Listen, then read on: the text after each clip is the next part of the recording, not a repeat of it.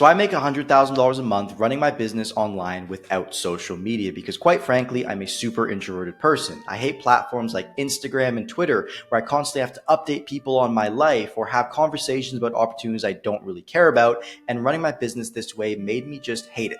I remember vividly one day I put out a sequence onto my Instagram profile and I had dozens of people opt in to have a conversation about my product. And you might be thinking, well, this is the perfect thing. I thought I was going to be rich the next day. However, I felt some initial resistance to responding, so I didn't get back to people and I said I would do it later. Well, I didn't do it that day, and 1 day later, 2 days later, and eventually never, I didn't get back to these people because it felt like my life was always running on a hamster wheel in order to actually get my business to work. And it was a day where I finally decided to put my flag in the sand and delete Instagram, delete all the social medias that my business was relying to run on, and just focus on the strategy I'm going to share with you today, where you record YouTube videos in an empty room just like this, straight up talking to just a camera for a few hours a day, then as a result can direct people to a landing page that you have where you explain what your offer is, and if somebody's interested, they're going to schedule a call to become a client with you, and then outside of that, I just work with my clients. And now my life's a lot more simple. I spend my days focused in my room like this,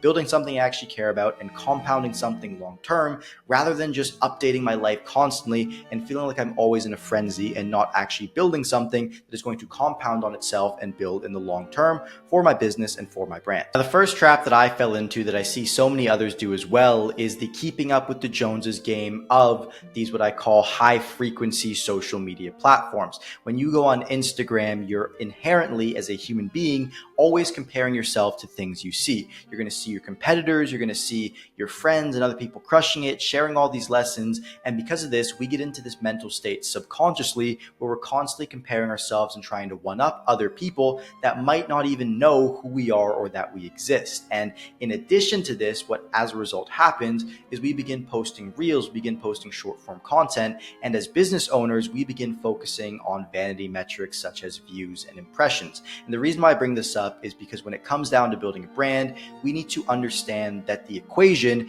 is how much time can somebody spend with me watching my videos, which is going to increase the likability they have for your brand, for the things that you do, and then as a result convert into buyers on the products that you sell. And it's quite simple. But when we use that equation, we can understand that watching a 5-second story or watching a 30-second reel while they're half-brain scrolling while eating lunch or waiting for some kind of appointment is going to be a lot worse than when they actually go onto a platform like YouTube and they make a commitment to clicking on a video that has a much longer time span, and they sit there and actually dedicate their attention towards what they are watching. When you're using a scrolling platform, they're not clicking with intentionality, they're clicking for entertainment and browsing, and you can see this reflected in the conversions. If you were to just post on platforms like Instagram, you're going to get a lot of people that might be kind of interested in the general concept of what you're doing, versus when you do it on YouTube, they're likely already going to be aware of what you do, how you do it, and what the process would look like to move forward.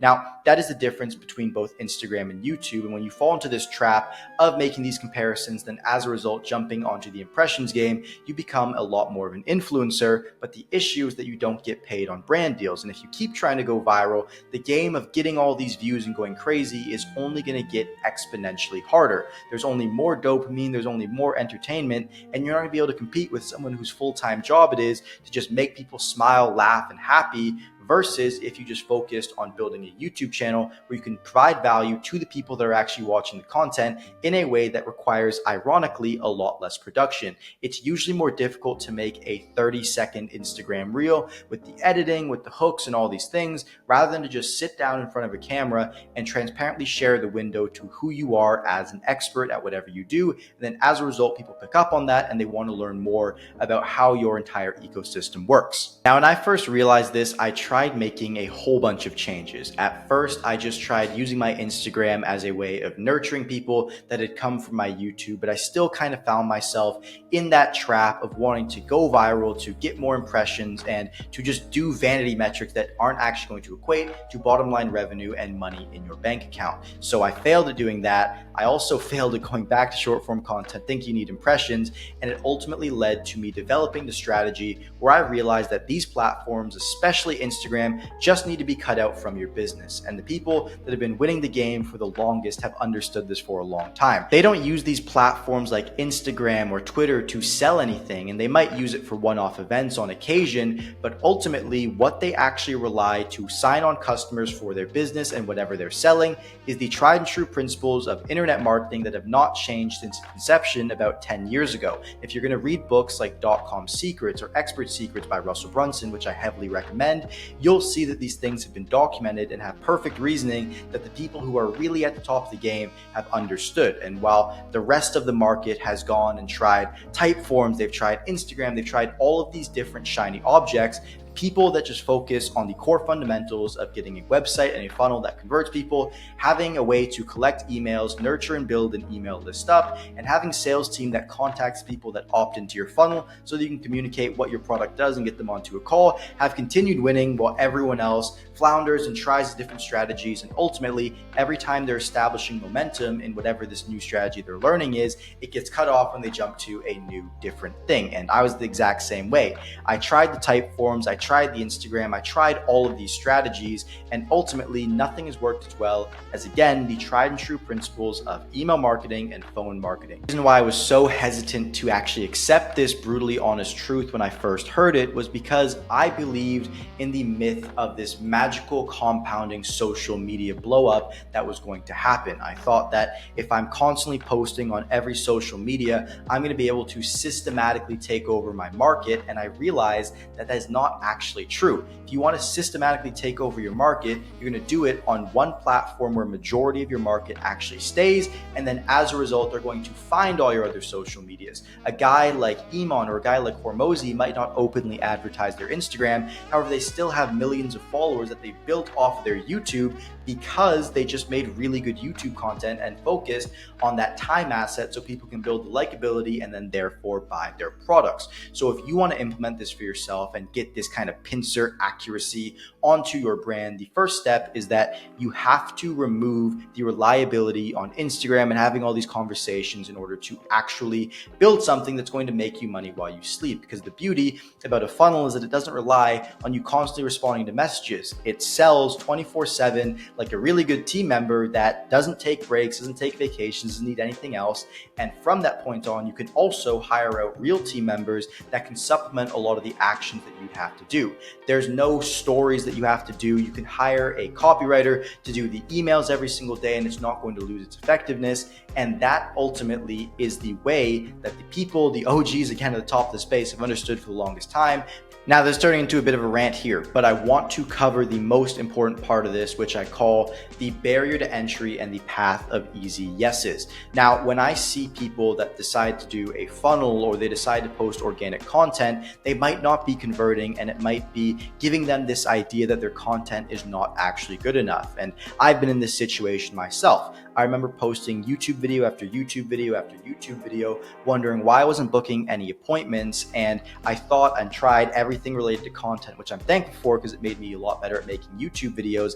However, it was the fact that really the friction to opt in to schedule a call with me was far too high considering the perspective of my viewer. And I see so many people make this mistake. They have these YouTube videos they're posting and they're running the social media strategy, yet the only way they have of somebody getting into contact with them and elevating the relationship they have with the viewer to become a potential customer is just through a Calendly link or some obscure Instagram following. And I've tried this. I work with many clients who have also tried this, and ultimately it is always going to lose out to what I'm going to show you. Think about the context that a viewer has when they watch one of your videos. They're like, all right, this guy's pretty cool. He's talked about this thing. It makes sense. It seems like he's good at what he does.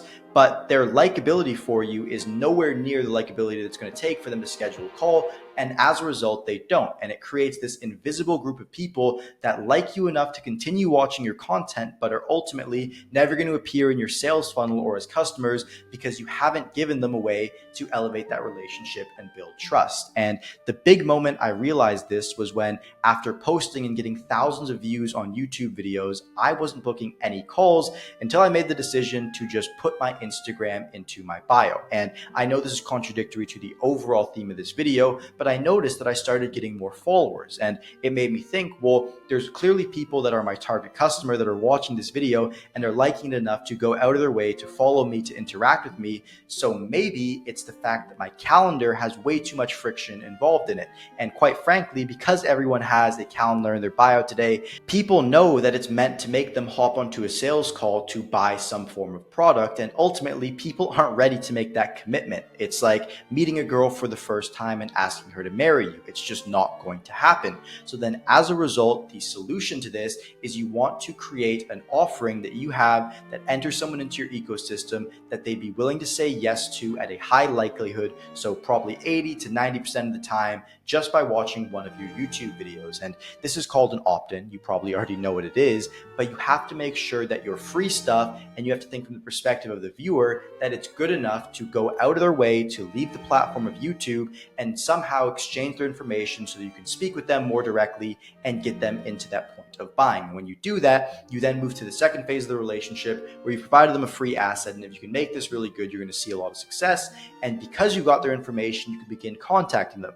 You have email lists that you hit them with. You have phone calls that you might hit them with. You can text them, and then you get into conversation in order to elevate the relationship to the next level where they've already consumed your YouTube videos. They've already consumed a free asset from you. And at this point, they've probably had a conversation with you or somebody on your team, which means they're fully integrated into your ecosystem. And it is now a reasonable demand to ask them to hop on a call, which from that point on, you can go ahead and close them. And the reason I share this is because I see so many people posting content, and I know that they're not getting the results that they should be getting from it because they just have the calendar link in their bio. And even if they're making great videos, great content, it's not actually leading to them seeing success. And for me, again, to wrap this whole thing up, it came from understanding that you have to get rid of the social media rat race of keeping up with the Joneses, focus on creating this long form YouTube content, and then having that low friction barrier where people can learn more about what you do and again, elevate the relationship in a way that they're willing to take that first step with you. And if you want to see an example of this,